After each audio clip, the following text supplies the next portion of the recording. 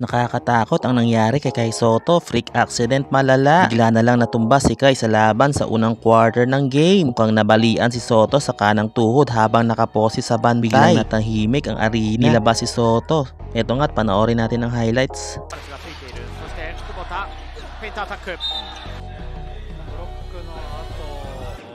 顔に当たりましたかね。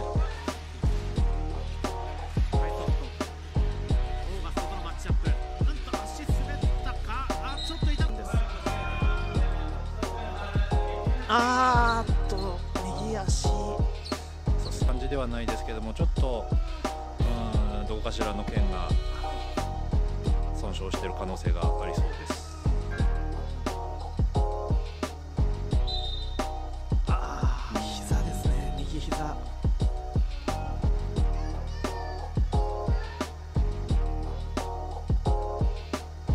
立ち上がることができません。今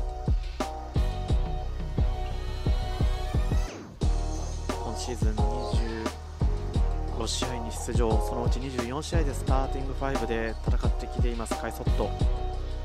担架が運ばれました。安崎さん、ちょっと声玉拍手が送られています。深刻な怪我、大怪我でないことを願うばかりです。